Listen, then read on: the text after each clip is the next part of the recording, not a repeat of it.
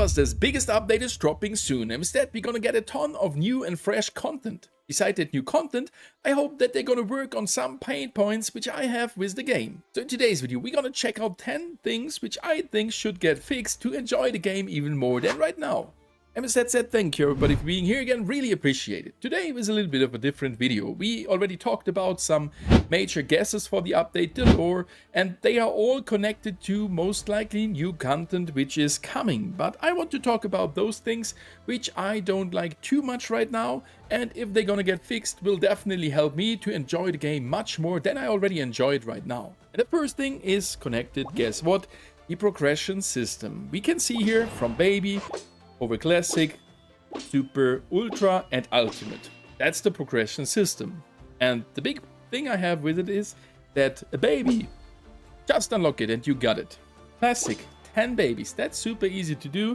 And even 100 babies, which was looking hard at the beginning of the game, is now super easy to reach and should be doable for one unit at least in 2 days.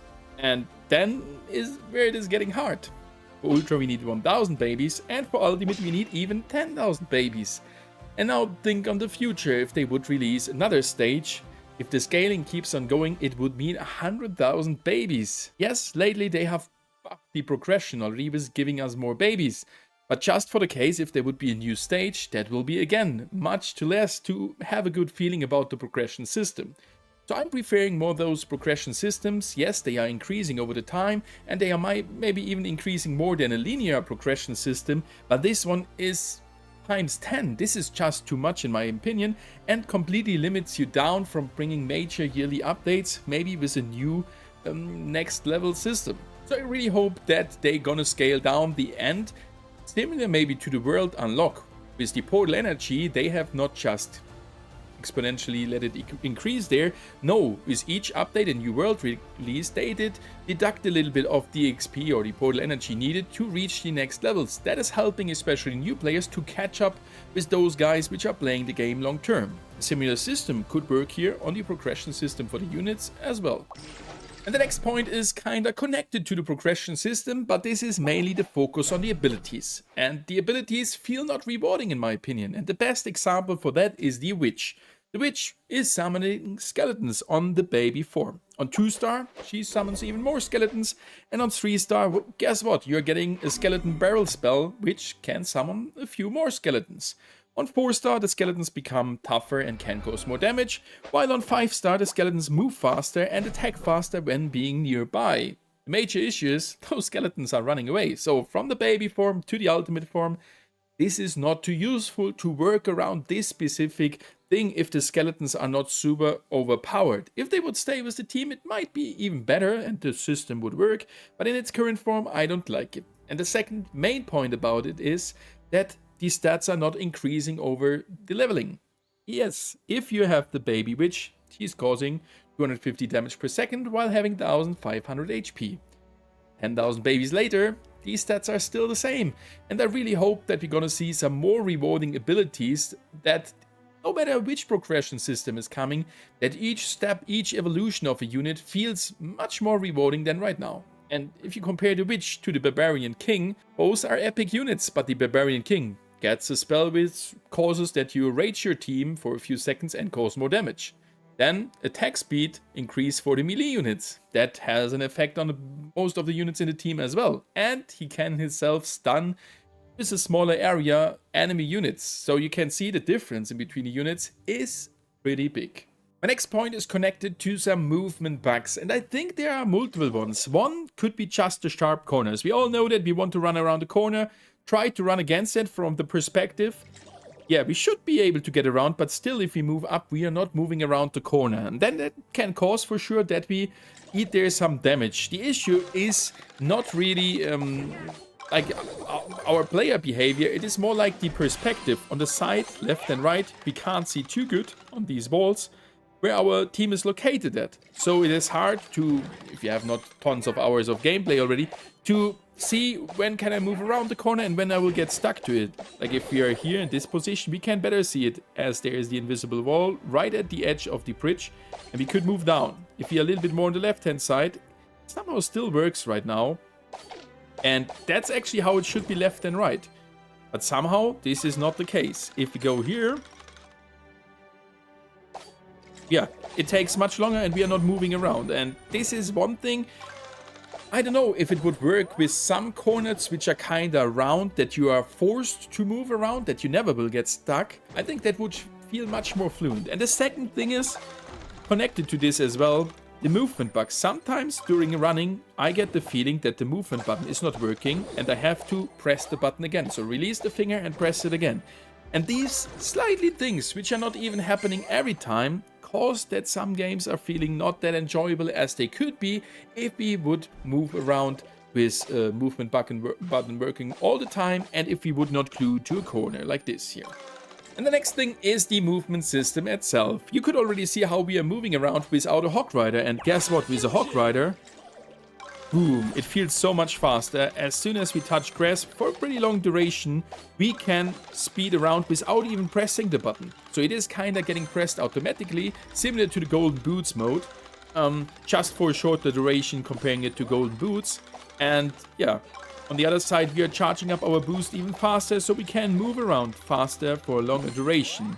And if you don't have a Hog Rider, this is not working at all. Yes, a max can speed up your speed as well, but it's not feeling as good as from the Hog Rider. So I hope they're gonna rework it with a different system, and for that I think they have to increase the zero speed like this, the standard movement speed with what we are running around.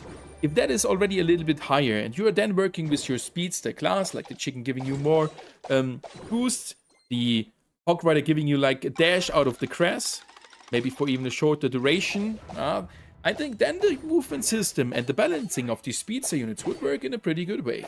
The next thing are those special gadget tiles here. I really love the system and how it is working, that we're gonna get there the tank and the bees for the bee flying around. I would love if they're gonna improve that system to more units. Right now, 2 units out of the 39 are affected, and it feels like they have a little bit forgotten about that system, which in general, in my opinion, is super good. Just think, you could grab there another expo for the Archer Queen, or a turret for the Jessie, or I don't know what else could work there, or just bring different gadgets for all of the units, and then like either moving into it, being able to select out of 3, like random for the units as well, if you have multiple units which can carry a gadget. But that, I think, will give us some further value in the fights, and in general, no one has complained that we have to grab the tank, that we have to grab the bee to make those units powerful. And I think that is giving us another layer which costs some skill to decide which gadget we're gonna go for. Coming now to my most important point, and these are the bots. Yes, bots are good in games, especially to hook new players, as it feels rewarding to eliminate a bot. No one is disagreeing to that. But from a certain level, especially in the squad league, I would expect or would wish myself if there are no bots at all, to make it even feel more competitive. That should not start with 5 trophies, no. Maybe starting at 4,000 trophies, which is the reset for the season, or make it at 5,000 so that you get reset and still have some bot matches in between. But for a ranked system, I don't really like those bots. Yes, for normal matches and for the event right now, it's pretty nice to have some snacky bots. But in general, for a ranked system, I would wish myself to have no bots in ranked. And that leads me straight to the next thing. We already have learned there are bots in the squad league, but right now the squad league is not too good. There are some major things I would love to see getting improved in the future. Firstly, for sure, the rewarding system. Yes, you can get there for the first 3 spots some coins, but in relation to the leveling system, that's not too much. And for the other guys, there are some style tickets, and style tickets itself will be a complete video, but we don't leave it for today. I think we need some better rewards for the squad league. Either a season-based skin, even a frame for the profile, or any title or anything, which is kinda like exclusive, would cause that people would go crazy in the ranking system, aka the squad league. And that together with making it more competitive without bots would definitely help, that those matches would be really sweaty, and it would be really entertaining for me to grind there and stay there and hold the position to get one of the rewards of the season. And just remember, the first season reward was a skin, which already was pretty cool. As next, we are coming to in-game events. Yes, hey, we have there again the piñata system. Hopefully it is staying there this time. But that's it already at the moment. We had in the past some further things, and especially when you start the game, yes, you can unlock new spells with an event, you can unlock the bandit with a new event, we can have the piñata there, which is the weekend event, and we have the Terra event. But overall, this feels a little bit flat for me. In the past, we had also that bounty board, which has some ton of space to improve it, so please bring it back in an improved form. That would be already nice. But having some cycled weekend-based events would be definitely nice. And the last point for today's video to close it is this skin thematic. And I 100% agree to you guys that skins are not too crazy in this game. Yes, if I equip a skin to my baby barbarian, I can see the skin is looking better. For the classic form as well. And then, even with this form, hey, you can say, think like this is like the classic barbarian. I definitely enjoy more than the sunburn one. And from that, the looks gets even better. Like, who would exchange this 5-star barb with a skin? I'm mostly preferring the 5-star value or appearance, comparing them to a skin. Cold here, which has a nice skin for sure. The default one looks so crazy and mighty that it's hard for me to play the skin instead of the default skin. In my opinion, skins should have a better impact, especially if you want to earn money with it.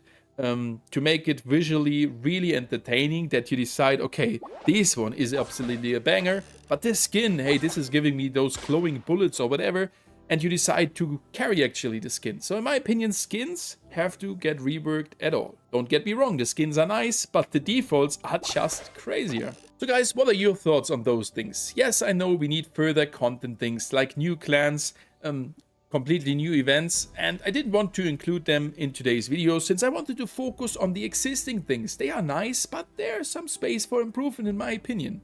What are your pain points? Write it down below in the comments, and if you have enjoyed the video, don't forget to leave a like and subscribe completely for free if you don't want to miss any Squad Busters content in the future.